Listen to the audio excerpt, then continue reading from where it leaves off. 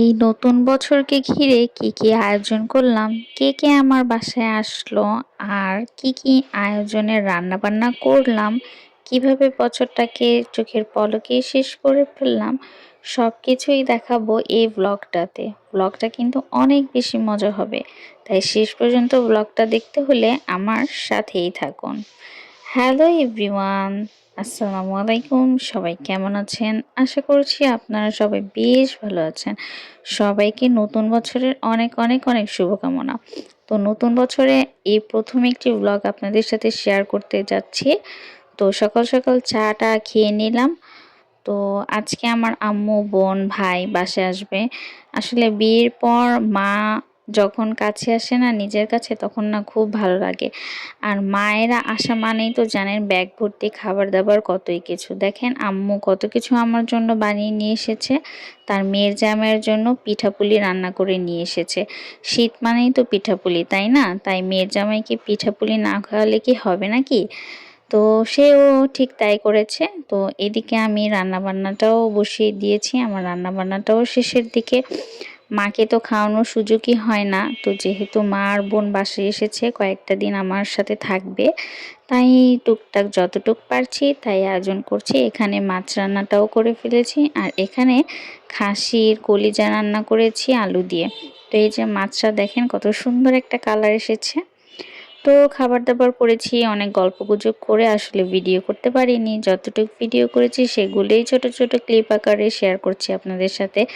দুপুরের খাবার দাবার শেষ করে আমরা একটু বিকেলের দিকে স্ন্যাক্স খাচ্ছিলাম। এই পাকোড়াটা আমাদের এলাকায় বিক্রি করে, অনেক বেশি মজা।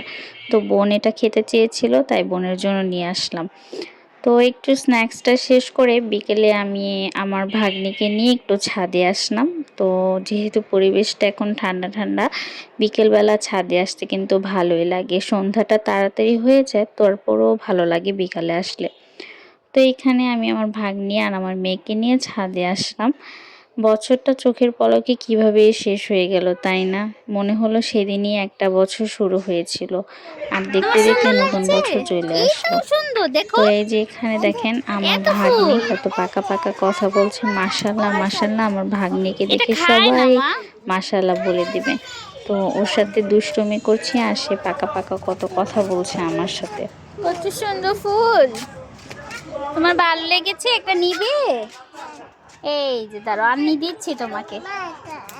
এই দেখো, সুন্দর। এই যে আন্নির হাতটা ধরো। তাই তো নিবে।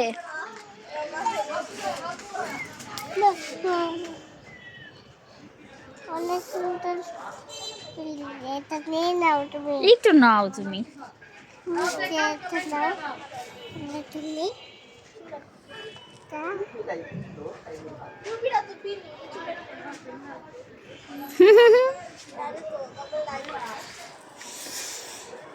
আর এখানে আমার ননদ আর ভাই তারা ফটো সেশনে বিজি হয়ে গেছে, স্ট্যান্ড মেরে ফটো তোলা হচ্ছে। আর দেখতে দেখতে রাত 12টাও বেজে গেল, নতুন বছরের আগমনও ঘটে গেল। সবাইকে হ্যাপি নিউ ইয়ার, সবাইকে নতুন বছরের আবারও শুভকামনা। তো পুরান ঢাকা মানেই তো জানেন অনেক বেশি আওয়াজ, অনেক বেশি শব্দ। তো এই যে দেখেন কি ধুমধাম পটকা ফোটানো হচ্ছে, কোনো রুলস কোনো নিয়ম এই পুরান ঢাকায় চলে না। যার যেমন ইচ্ছা ঠিক সেভাবেই এই পটকাবাজি এসব ফোটানো হয়। তো এই যে নতুন বছরটাকে আমরাও বরণ করে নিচ্ছি। সবাই 12টার দিকে ছাদে এসেছি, আর এই যে আতশবাজিগুলো দেখছি, কি যে ভালো লাগে আতশবাজিগুলো দেখতে। তো আমরাও সবাই মিলে ছাদে প্রতিবারই এরকম আসি। তো সবাই যেহেতু মানে পুরান ঢাকার বাইরে থাকে, ওদের এলাকায় এসব হয় না, তাই সব সময় ওরা ট্রাই করে আমার বাসায় আসতে। আর এবার তো আম্মু, বোন, ভাই সবাই চলে এসেছে, ননদও প্রতিবার আসে। তো সবাই মিলে এসেছে, ভালোই ভালো লাগছে। তো আমরা সবাই মিলে নতুন বছর সেলিব্রেট করছিলাম এভাবে। তো আতশবাজিগুলো দেখছি পাশাপাশি। তো সবার কেমন কাটলো নতুন বছর অবশ্যই কমেন্টে জানাবেন। আর নতুন বছরে কার কি নতুন জিনিস শুরু করার আছে সেটাও সবাই শেয়ার করবেন। তো আমরা রাত 12টার দিকে সবাই মিলে ছাদে এইসব দেখছিলাম। আর ওইদিকে আমরা একটু তারাবাতি জ্বালানোর চেষ্টা করছিলাম। এত পরিমাণে বাতাস ছিল ছাদে যে বারবার চেষ্টা করেও ফেল হচ্ছিলাম, কোনোভাবেই তারাবাতি জ্বালাতে পারছিলাম না। অনেকবার ট্রাই করার পর সবশেষে আমরা তারাবাতিটা জ্বালাতে পেরেছি। যেহেতু আমরা কোনো আতশবাজি বোমা এসব আমরা নিয়ে আসিনি, তো আমরা একটু বাচ্চাদের, আমার মেয়েটাকে একটু আনন্দ দেওয়ার জন্য আমরা একটু তারাবাতি জ্বালিয়েছি। ছোটবেলায় কিন্তু আমরা সবাই এই তারাবাতিটা জ্বালিয়েছি, তাই না? একদম নস্টালজিক লাগলো। তো এখানে আমরা একটু টিকটক ভিডিও করছিলাম, মজা করে সবাই একটু ভিডিও নিচ্ছিলাম। তো অনেকেই টিকটকে ভাইরাল ভিডিওটা দেখেছেন। তো আমরা যেহেতু আজকে সবাই মিলে এক হয়েছি, তাই ভাবলাম যে সবাই মিলে আজকে আমরাই ভিডিওটা বানিয়ে ফেলি। তো এই যে ভালোই কাটলো, বছরটা শুরু করলাম অনেক আনন্দ দিয়ে। তো নতুন বছর যেহেতু, নতুন বছরের প্রথম দিন, আর যেহেতু বাসায় সবাই এসেছে, তাই একটু স্পেশাল রান্নাবান্নাও করছিলাম। তো এই যে ডিমের যে কারিটা রান্না হচ্ছে, কোরমাটা, এটা আমার আম্মুর হাতের অসাধারণ লাগে, তাই মাকেই বলেছিলাম তুমি রান্না করো। আর এদিকে গরুর মাংসটা নতুন আলু দিয়ে আমি বসিয়ে দিয়েছি, একদম কষা কষা করে রান্না করেছি, খেতে কিন্তু দারুণ হয়েছিল। তো এই যে এখানে রান্না করেছিলাম পোলাও, সাদা পোলাওয়ের সাথে গরুর গোস্ত আর ডিমের কোরমা খেতে কিন্তু আমার ভীষণ ভালো লাগে। তো এই পাশে দেখেন ডিমের কোরমাটাও রেডি। তো দুপুরবেলা আমরা খাবার টাবার সার্ভ করে বসে পড়েছিলাম খেতে। অনেক বেশি লেট হয়ে গিয়েছে, যেহেতু এখন শীতের দিন চলে এসেছে। অনেকের বাসায় গ্যাসের প্রবলেমটা হচ্ছে, গ্যাস থাকে না বললেই চলে। তো এই জন্য রান্নাবান্না করে খেতে খেতে অনেক বেশি লেট হয়ে যায়। তো খাওয়া দাওয়া শেষ করতে করতেই সন্ধ্যা গড়িয়ে এসেছে। তো সন্ধ্যার সময় ওদের জন্য আমি পাস্তা রান্না করেছিলাম। তো সবাই মিলে একসাথে পাস্তা খাচ্ছি, আসলে অনেক মজাই করেছি, অনেক আনন্দ, অনেক আড্ডাবাজি হয়েছে।